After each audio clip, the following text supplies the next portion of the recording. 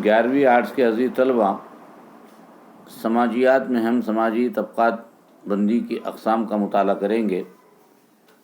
بند طبقہ بندی، کلوز اسٹارٹیفیکیشن۔ بند طبقہ بندی میں افراد یا گروہ کو ان کی سماجی مقام، حیثیت، مرتبے کو تبدیل کرنے کی قطعاً آزادی نہیں ہوتی۔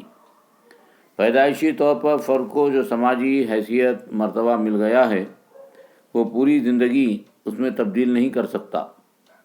اس سماجی طبقہ بندی میں سماجی حرکت پذیری، سوشل موبیلٹی کی بالکل گنجائش نہیں ہوتی۔ اس میں فرد پر کئی پابندی ہوتی ہے۔ فرد ایک گروہ، ایک سماجی مرتبہ، حیثیت سے دوسری سماجی حیثیت میں داخل نہیں ہو سکتا۔ بھارت میں بند سماجی طبقہ بندی کی مثالیں عام ہیں۔ کھلی طبقہ بندی، اوپن اسٹریٹیفیکیشن۔ کھلی طبقہ بندی پیدائش پر مبنی ہوتی ہے، اس لیے فرد یا گروہ کو اپنی سماجی حیثیت، مقام، مرتبہ بدلنے کی آزادی ہوتی ہے۔ اس میں سماجی حرکت پذیری زیادہ ہوتی ہے۔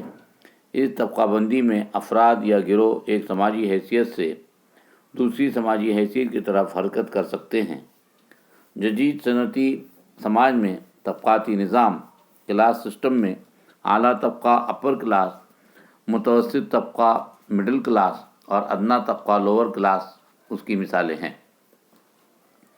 قوت و اختیار، پاور، جائیداد، پراپرٹی، ذہانت، انٹیلیجنس اور مہارت یعنی اسکل کھلی طبقہ بندی کی کسوٹیاں اور معیار ہیں۔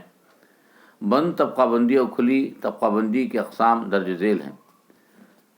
نمبر 1، ذات پات کا نظام، کاسٹ سسٹم۔ بند طبقہ بندی قسم ذات پات کا نظام ہے۔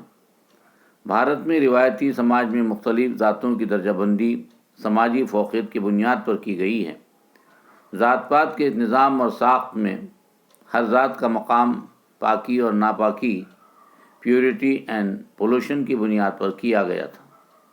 ذات پات کے نظام میں فرد کا مقام و مرتبہ اس کی پیدائش سے ہی متعین کیا جاتا ہے۔ اس لیے سماج بندی طبقہ بندی کی ایک مثالی تسلیم کی جاتی ہے۔ ذات پات بھارتی سماج کی بہت اہم خاصیت مانی جاتی ہے۔ لفظ کاسٹ اسپینی لفظ کاسٹا سے ماخوذ ہے۔ اس کے معنی نسل، بریڈ یا ریس ہوتے ہیں۔ بھارت میں پرتگالی اس لفظ کا استعمال بھارتی طبقے یا جاتی کے لیے کیا کرتے تھے۔ موجودہ سماج میں ذات پات کا نظام بدل رہا ہے۔ ذیل میں ذات پات کے نظام کی تعریف کچھ ماہرین سماجیات نے اس طرح کی ہے۔ ایچ رسلے نے ذات خاندانوں کا مجموعہ یا خاندانوں کا گروہ ہوتا ہے۔ ان کے نام، آباء و اجداد چاہے وہ انسانی ہوں، ایک ہی ہوتے ہیں۔ یہ طبقہ اپنی موروثی احکامات پر کاربند ہوتا ہے کیونکہ وہ ان کو بہتر اور قابل تقلید مانتے ہیں۔ یہ معاشرہ یکساں خصوصیت کا حامل ہوتا ہے۔ سی ایچ کولے کے مطابق جب کوئی طبقہ مکمل طور پر وراثت پر مبنی ہوتا ہے تو اسے ذات کہتے ہیں۔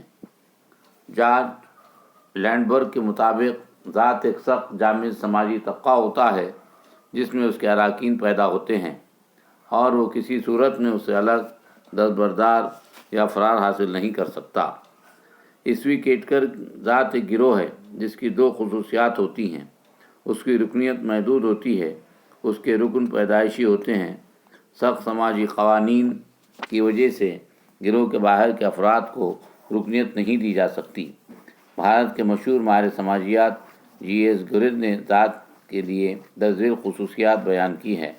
ذات کی خصوصیات میں گورر نے کیریکٹرسٹک آف کاسٹ کے اندر نمبر 1، سماج کی خطاطی تقسیم یعنی سیگمنٹل ڈویژن آف سوسائٹی کیا ہے۔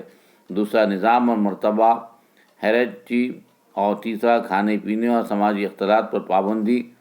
نمبر 4، شہری و مذہبی حقوق اور نااہلیت میں تفریق کو مانا ہے۔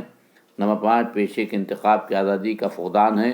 اور نمبر 6، درون ذات یعنی داخلی شادی وغیرہ جیسی نکات کو اس نے caste and creed system characteristic of caste میں شامل کیا ہے۔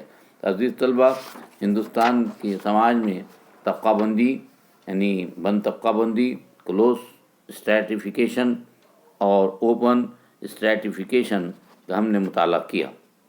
کل ہم نظام ذات کی خصوصیات پر بحث کریں گے۔